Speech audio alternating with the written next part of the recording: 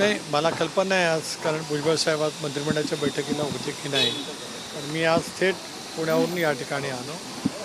खरं आहे की काल मराठा समाजाच्या आरक्षणाच्या संदर्भामध्ये राज्य सरकारने काय आदेश त्या ठिकाणी निर्गमित केलेले आहेत. एक भूमिका वारंवार स्पष्ट राहिली राष्ट्रवादी काँग्रेस पक्षाची सुद्धा, की मराठा समाजाला आरक्षण मिळालं पाहिजे, परंतु ओबीसीच्या आरक्षणाला धक्का न लागता. आता भुजबळ साहेब असतील किंवा ओबीसीचे काही नेते या संदर्भामध्ये म्हणत जे काय त्यांच्या भावना व्यक्त करत असतील, शेवटी आता जो JR काढलेला आहे त्याच्यामुळे नेमकं काय काय होणार आहे आणि त्याच्यातून ओबीसीच्या आरक्षणावरती काय परिणाम होणार आहे याचा संदर्भातला ते अभ्यास जरूर करत असतील.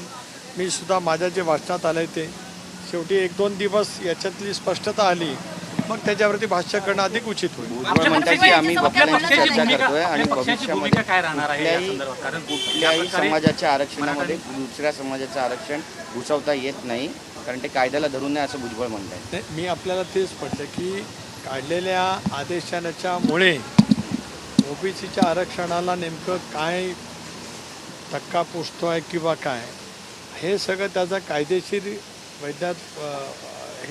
वैधता तपासल्याच्या नंतरच लक्षामध्ये येऊ शकतं. 1-2 दिवसामध्ये याच्या संदर्भात ती स्पष्टता येऊ शकेल की काढलेल्या या संबंध आदेशाच्यामुळे नेमकं काय काय स्थिती मराठा समाजाला आरक्षण मिळण्याच्या संदर्भामध्ये होती आहे याचा अंदाज आल्याच्यानंतर मग त्या बाबतीमधलं मत करता येईल. भुजबळांच्या नाराजीनंतर पक्षामध्ये गेलेली आहे का त्या संदर्भात काही नाही, पक्षाची भूमिका पहिल्यापासून वारंवार पक्षाचा अध्यक्ष म्हणून मी स्पष्ट करत आलो की मराठा समाजाला आरक्षण मिळालं पाहिजे.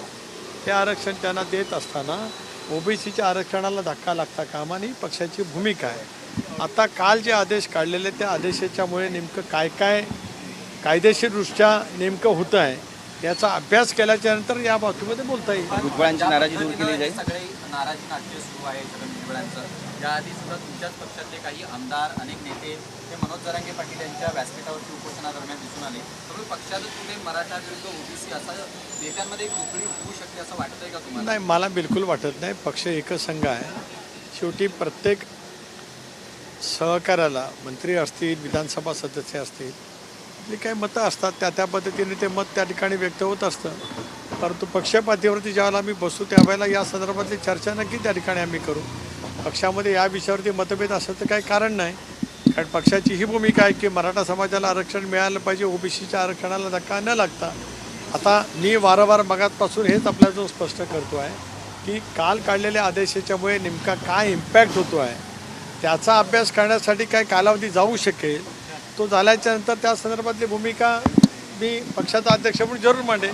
छगन भुजबळ आणि त्यांची व्यथा देखील नागपूरला जाऊन ओबीसी जे नेते आहेत आंदोलन करतात त्यांची भेट घेणार आहेत. राष्ट्रवादीकडून काही असा प्रयत्न केला जाणार आहे. कोण नागपूरला जाऊन ओबीसीच्या नेत्यांना भेटणार आहे. राष्ट्रवादीकडून काही असा प्रयत्न केला नाही नाही, राष्ट्रवादी काँग्रेस पक्ष म्हणजे आता एक आपण सांगतात मगापासून आपण याच विषयावरती चर्चा करतो की आज भुजबळ साहेब ओबीसीचं नेतृत्व करताय. त्यामुळे आता काय वेगळं, आता त्याच्याबद्दलचं काय वेगळं हे जी काय याच्यातली प्रक्रिया आहे ती प्रक्रिया त्या माध्यमातून सुरूच आहे.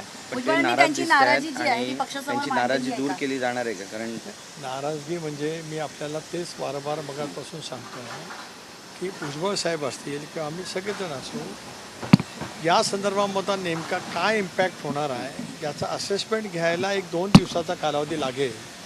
तो झाल्याच्यानंतर पक्षाचा अध्यक्ष म्हणून पक्षाची भूमिका मी निश्चितपणाने मांडेन. मी मगातपासून या विषयावरती तेच बोलत आलो. धन्यवाद.